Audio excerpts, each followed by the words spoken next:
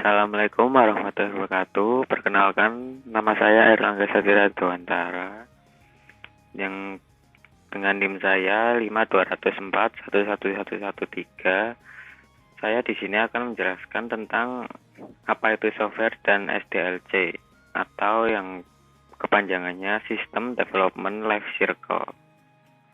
Nah, di sini kita awali dengan apa itu software. Nah, software sendiri sering disebut sebagai suatu data yang diprogram, diformat, dan disimpan secara digital. Tidak memiliki bentuk fisik, namun dapat dioperasikan oleh penggunanya melalui sistem perangkat komputer. Nah, menurut suatu ahli, yang pertama Roger S. Pressman, software merupakan suatu perintah program yang terdapat pada suatu komputer. Nah, pembuatan software sendiri memerlukan bahasa pemrograman yang dituliskan oleh seorang pemrogram. Lalu selanjutnya akan dikompilasi dengan aplikasi compiler sehingga menjadi kode yang dapat dikenali oleh mesin hardware atau perangkat keras di suatu komputer atau PC. Nah, selanjutnya saya akan menjelaskan tentang fungsi utama software pada sebuah OS. Fungsi utama software pada sebuah OS yang pertama yaitu menyediakan fungsi dasar untuk kebutuhan komputer sehingga dapat dioperasikan. Misalnya itu ketersediaan sistem operasi dan sistem pendukung pada komputer. Yang kedua, itu mengatur setiap hardware atau perangkat keras yang ada di komputer sehingga bisa bekerja secara stimulan. Yang ketiga, sebagai penghubung antara beberapa software lain dengan hardware yang ada pada komputer dan lain-lain. Nah, tadi sudah saya jelaskan apa itu software. Nah, sekarang itu software, saya akan menjelaskan tentang klarifikasi software. Software itu dibagi menjadi dua macam, yaitu software berdasarkan jenis dan software berdasarkan distribusi. Nah, yang pertama, software berdasarkan jenis, yaitu yang pertama application software atau perangkat lunak aplikasi. Software ini mempunyai fungsi tertentu, misalnya untuk presentasi dan pengolahan data. Contohnya aplikasi software itu Microsoft Office, Word, Excel, MUOP, OpenVoice, .org. Nah, yang kedua itu operating system atau sistem operasi. Fungsi software ini biasanya digunakan untuk mengkoordinasi tiap komponen dalam fungsi komputer. Contohnya itu ada Windows, DOS, dan Linux.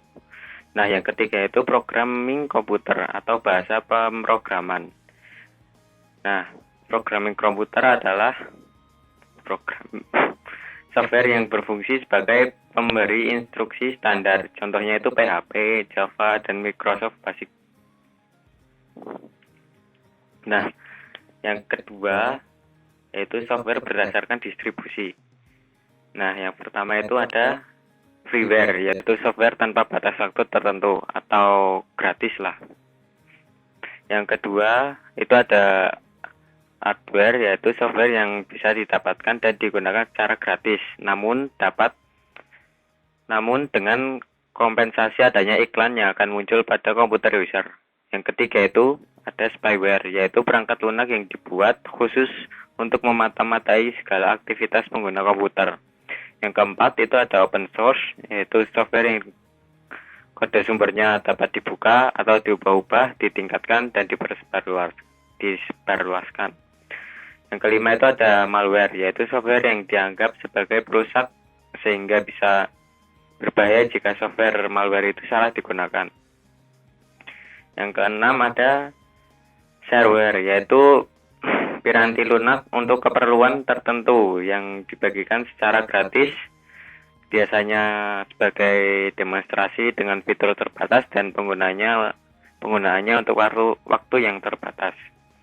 Nah, yang terakhir itu ada firmware, yaitu jenis software penyimpanan yang hanya dapat dibaca oleh memory read only. Nah, setelah saya menjelaskan software tadi, sekarang saya akan menjelaskan tentang SDLC, yaitu Software Development Life Cycle. Nah, Apa itu SDLC? SDLC adalah siklus hidup pengembangan sebuah sistem. Dalam rekayasa sistem dan rekayasa sebuah software, SDLC itu merupakan suatu proses pengubahan dan pembuatan sistem serta model dan metodologi yang digunakan untuk mengembangkan sistem-sistem tersebut. Nah, SDLC itu terdiri dari 6 bagian. Yang pertama itu ada planning. Nah, planning sendiri adalah analisis kebutuhan dan masalah merupakan syarat paling dasar dalam sebuah utama juga. Analisis kebutuhan dan masalah merupakan syarat paling dasar dan juga utama dalam SDLC. Dalam tahap ini, engineer dan atau developer menerima semua inputan yang masuk, termasuk dari customer, sales person, industri, dan juga programmer. Nah, setelah input masuk, engineer akan mencoba mempelajari kekurangan dan kelebihan dari sistem. Tujuan utama dari tahap ini adalah peningkatan dari sistem yang sudah ada. Nah, tahap kedua itu ada analisis. Dalam tahap ini, tim engineer akan merencanakan berbagai persyaratan dan pembuatan software baru atau software yang sudah ada. Hal ini juga termasuk dari aspek biaya dan juga bahan-bahan yang dibutuhkan.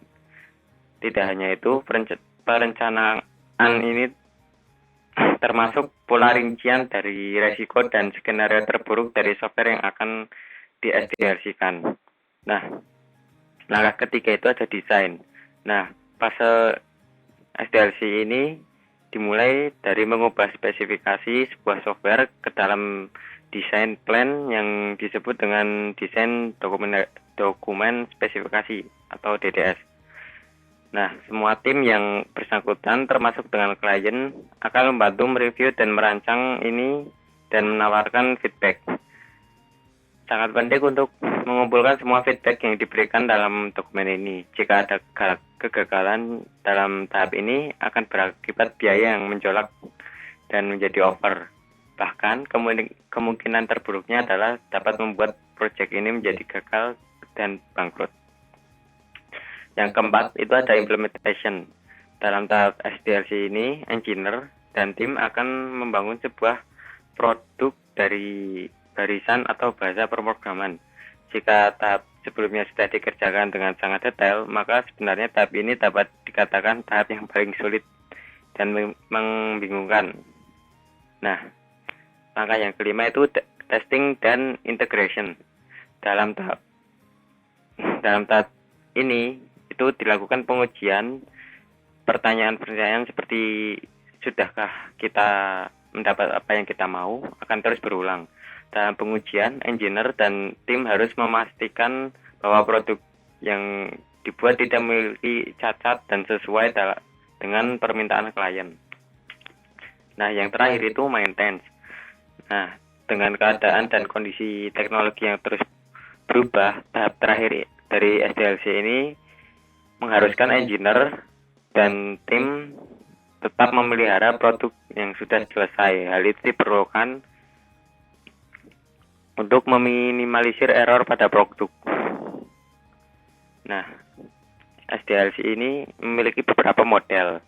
Nah, model-model tersebut yang pertama itu ada model waterfall. Nah, model SDLC ini dapat dikatakan merupakan model tertua dan tersingkat dalam penerapannya.